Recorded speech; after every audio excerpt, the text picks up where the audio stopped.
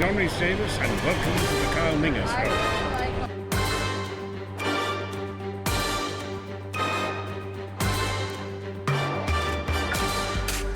Hello and greetings, ladies and gentlemen of YouTube of the world, and welcome back to another amazing Kyle Minger Show video. Today, guys, if you guys are just coming into the Kyle Minger Show and don't know exactly what we normally do on the channel, but for those who are subscribed and have been around for a very long time, it's like, oh, we know what these guys do. But for those who are just hopping in and search the review for this specific review for a certain movie we're seeing today, and if you see us on the top of the feed of YouTube.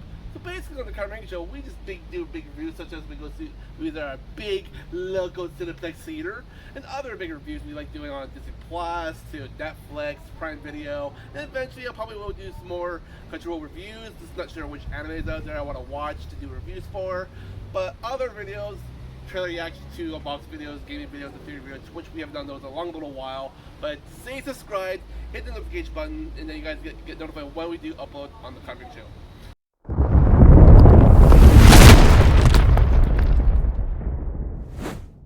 So, today, Wes and I have been wanting to see this movie for a very, very, very long time, and we've been waiting until it came out, and we've been big fans since the early 2000s when the first Fantastic Four movie came out.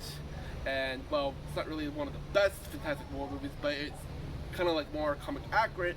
But today, it has now been in the hands of Marvel, and they have done their own little, they got their baby back, and they've done something really awesome with the movie.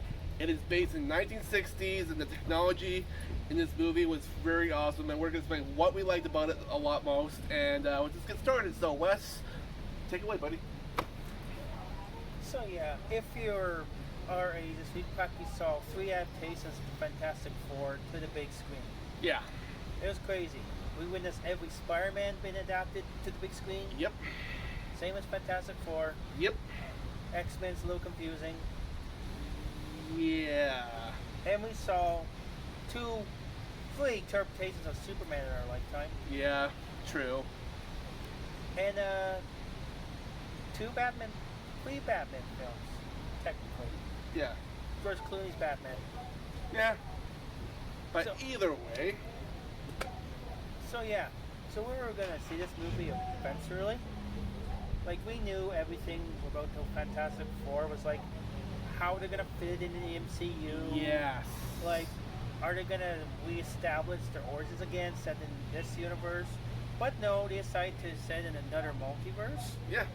So it makes sense because they always establish them, so you don't have to do the same origin story Nope. of them. They kind of did do like a little flashback of that TV guys talk about like how they got their powers, so we didn't really see what happened, but he explained what happened to them, which was kind of, we didn't want to see it, but they explained it, which was kind of cool. I just know there's gonna be a lot of Easter eggs on YouTube videos. There's actually some I actually caught. Yeah. Like there was a cameo they showed a young version of Jack Kirby and Stan Lee in there. So when they were trying comics, they showed those two Yeah, guys. I saw that. Yeah, I saw that too. Guy, if Stan Lee was still alive, he'd be like over 100. Now probably would have been him. He's probably Yeah. I bet you anything, if Stanley was still alive, I bet he would love Marvel what they did with this movie, because that was one of his babies when he did and went back then in 1960s. This is technically one of his first comics. first he kind of Marvel did. comic from Marvel Studios. Yes. So this is technically one of his babies, and he probably would be so proud of how this movie's been And his blowing up. and his catchphrase, Excelsior, Yeah. comes from this. Exactly. Named after the rocket ship.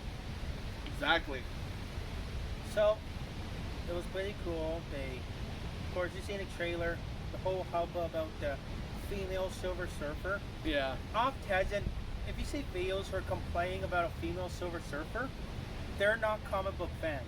Yeah. I'm gotta mind you guys, if you see some person saying it's woke because there's a woman in the comic book, that's 99.9, that's 100%, they never read the comics.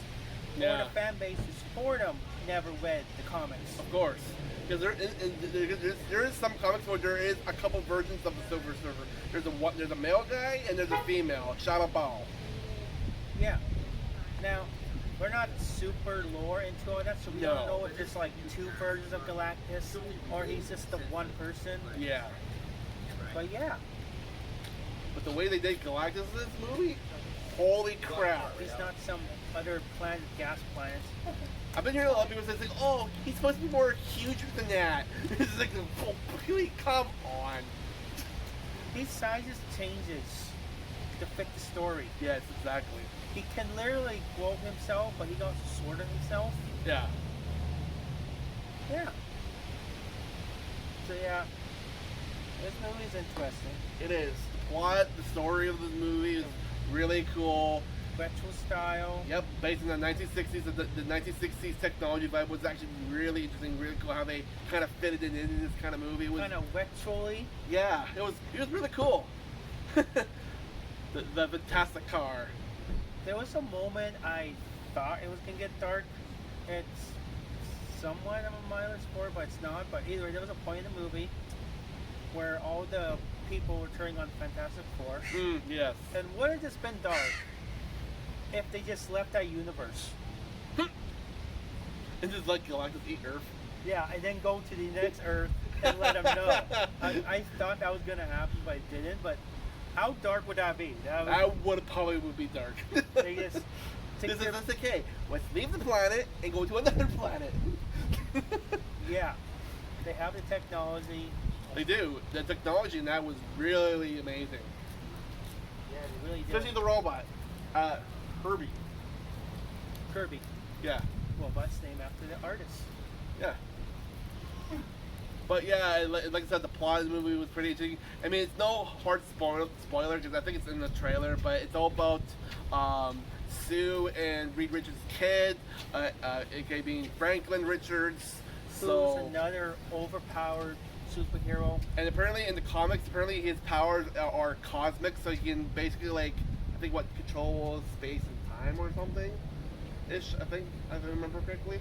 Like I said, now there's going to be a four-way match between Adam Warlock, Franklin, Reed, And then Sentry, and just throwing Icarus from Eternals. Have a big fight. A big climactic battle. So in other words, go see this movie. I give it a 4 A 4? out of 5. Ooh, I like that rating. So don't listen to those other critics out there, because I know you guys are going to say, oh, this movie's not so great. But we are the nerds. We go see the movies. We know what we're talking about. We actually see them. So, and I gotta say, the guy who played Johnny Storm, I know he's been in Stranger Things. He actually did a very interesting job for playing the Human Torch.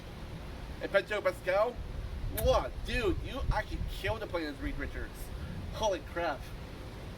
And yeah, so the whole cast was great. Everything was awesome. And yeah, go see it. We totally recommend it. If you guys are a big, hardcore Fantastic Four fan, go see the movie. You guys won't be disappointed. And also, I actually got myself a Galactus popcorn bucket. I'm not going to show it because it's not assembled, but it looks great. If it's at your local movie theater, if you want to spend $80 for it, go ahead. And you get free popcorn with it. Yes, go ahead and get it, and you get free popcorn for it. It's a steal. I know it's $80, but it's good. Good. And also, there is 2 post-credit scenes. The very last one, the very end of the credits, is not too important, but the first one is. Yeah. And you know.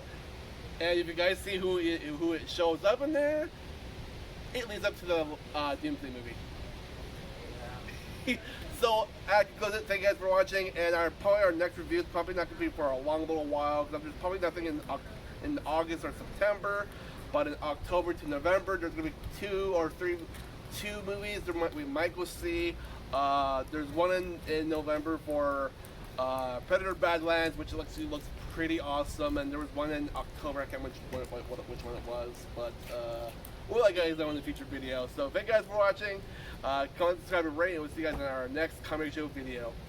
Peace out.